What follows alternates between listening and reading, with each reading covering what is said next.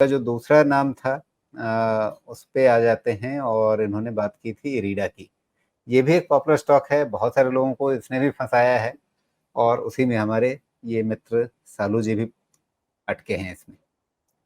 और यहाँ भी उन्हें मतलब 293 पे इन्होंने खरीदा था, 22,000 का नुकसान अभी झेल रहे हैं।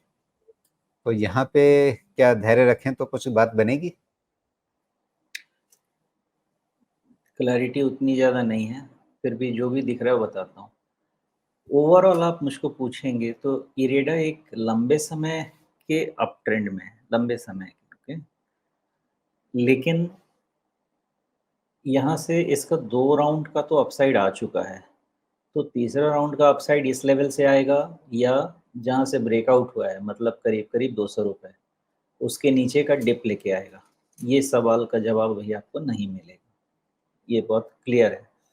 दूसरी चीज़, आप अगर चाहें इसमें तो आप एक ट्रेंड लाइन भी बना के देख लीजिए, जो शुरू होना चाहिए from the low of 28th December 2023 which is 95.55 करीब-करीब, और दूसरा आप चाहें तो मिला लें low of 14th March 2024 which is 121 करीब-करीब, ओके?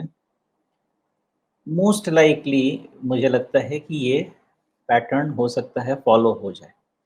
ये पैटर्न फॉलो हो सकता है या फिर दूसरा पैटर्न इसमें एक और बन सकता है, कौन काम करेगा समय बताएगा। वो है आपका अगेन 14th मार्च का लो व्हिच इज़ 121, ओके? एंड आपका 4 जून का लो व्हिच इज़ 154, ओके?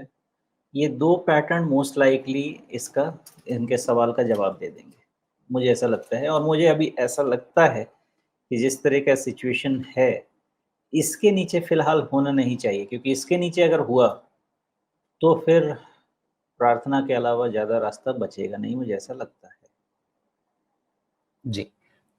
अच्छा, इसी चार्ट में अगर हम रिट्रेसमेंट का इस्तेमाल करना चाहें तो उसकी बेहतर जगह क्या है? मतलब मेरी नज़र 3 जगहों पे 3 पॉइंट्स पे जा रही है। पहला ये कि जो आपने ये 31 मई वाला या 3 जून वाला जो बॉटम है, जिसको आपने ट्रेंड लाइन के लिए यूज़ किया अभी 154 के आसपास का, यहाँ से, या फिर जो आपने अभी 14 मार्च का बॉटम यूज़ किया वहाँ से, या फिर जहाँ से इसकी जर्नी शुरू हुई है वहाँ से। इनमें से अगर रिट्रेसमेंट अभी लगाना हो तो आप कहाँ पसंद करेंगे? ठीक है जी। ये भी थोड़ा-सा सब्जेक्टिव है। अब सब्जेक्टिव है तो इसमें क्या ध्यान रखना है आपको, सबसे ज़रूरी है कि आप इसमें ये समझें कि अगर मैं इसको मान के चलूँ कि ये न्यू लिस्टिंग है, और न्यू लिस्टिंग में आप ये पूरा पहला वाला डेटा का नॉइज़ हटा दीजिए। यानी जो आपका लिस्ट हुआ 2023 का, वो पूरा डेटा का नॉइज़ हटा दीजिए और आप इस डेटा को एक करेक्शन, टाइम करेक्शन दे दीजिए, और उसके बाद कूल ऑफ जो हो गया उसके बाद शुरुआत कीजिए। तो एक पॉइंट आपका बन सकता है 14th मार्च का 24 का लो। लेकिन उसके भी पहले शॉर्ट टर्म रिट्रेसमेंट टेस्ट करना चाहिए 4 जून के लो के हिसाब से। वो फेल होता है तो आप इसके पहले चले जाएँ। उसके पहले के डेटा को मैं इसलिए अभी माइनस कर रहा हूँ कि वहाँ पे वो लिस्टिंग का डेटा है, वहाँ पे थोड़ा बहुत नॉइज़ हो सकता है। जी। तो अगर हम ये 3 या 4 जून के डेटा से ही रिट्रेसमेंट लेते हैं, तो फिर हमें क्या देखने को मिल रहा है कि आप 61.8% रिट्रेसमेंट के लगभग कहीं न कहीं आस-पास पहुँच गए हैं। और जो ये आपने बाद में जो ट्रेंड लाइन बनवाई थी, बाद के 2 लोज़ को, निचले स्तरों को मिलाने की, ये फिर 61.8 के लेवल को कहीं आगे जाकर के टच करती है, लेकिन थोड़ा-सा समय लेकर के। तो वैसे में क्या अगले कुछ समय में ये 210-15 के आसपास के लेवल्स जो हैं, वो ज़्यादा इम्पोर्टेंट हो जाएँगे और क्या वहाँ पे एक सपोर्ट इमर्ज हो जाएगा? देखिए, इसका सपोर्ट जो होना था वो गया है एक्चुअली। अब इसके बाद जो भी सपोर्ट बनेगा वो बनने के बाद समझिएगा। अगर इसका जो ट्रेंड था सेल ऑन राइज़ कन्वर्ट नहीं होता था ना, तो फिर मैं 200, 210, 12 को कॉन्फिडेंटली थोड़ा कह पाता था। क्योंकि वहाँ से ब्रेकआउट पॉइंट है। लेकिन अनफॉर्चुनेटली 50 डीएमए के काफ़ी नीचे है और यहाँ से जब तक अब 50 डीएमए नहीं निकल जाए, तब तक इसकी फिर से बुलिश रिवर्सल की बात मेरे हिसाब से, मेरे डेटा पॉइंट से नहीं हो पाएगी एंड देयरफॉर डाउनसाइड ओपन रखना पड़ेगा। ये जो मैंने ट्रेंड लाइन्स आपको बताए हैं वो होप है, एनालिसिस पॉइंट है, तो उसको उसमें एनालिसिस में रखेंगे, अगर काम कर गया तो ठीक है।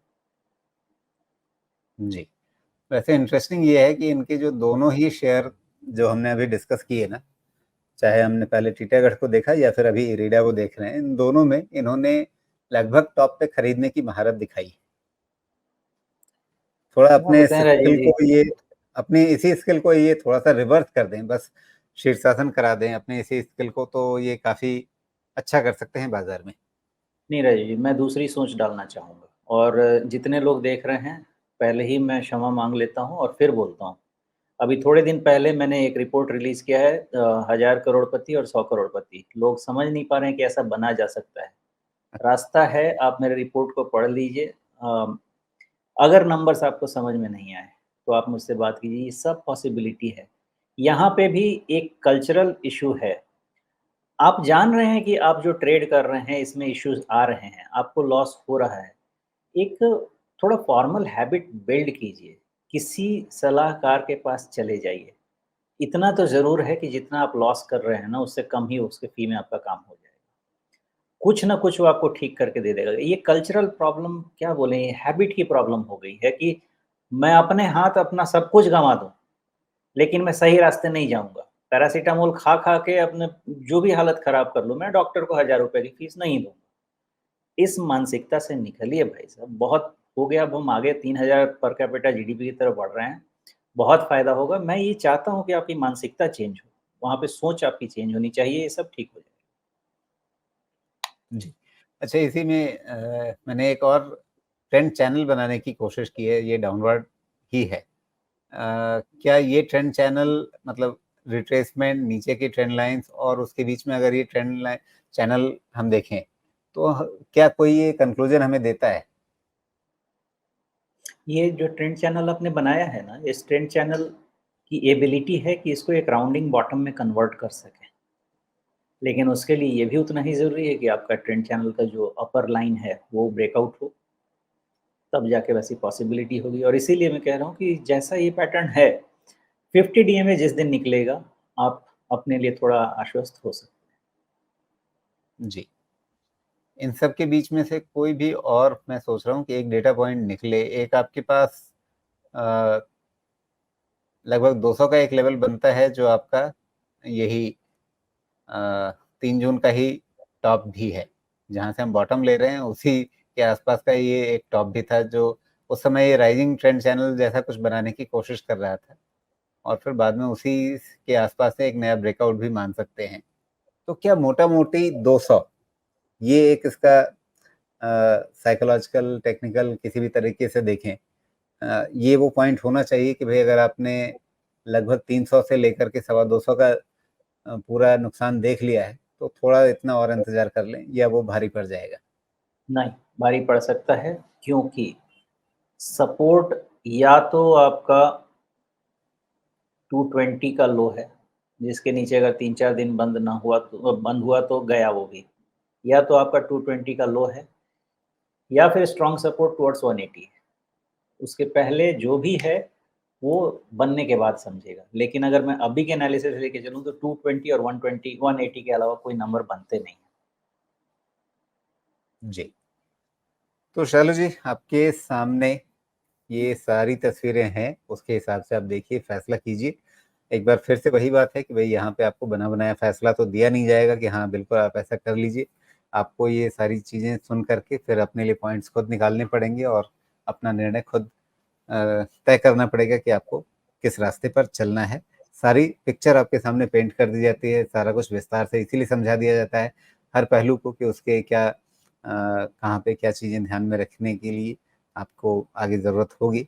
तो ये सब चीज़ें समझ कर के फिर आप अपना फैसला कीजिए।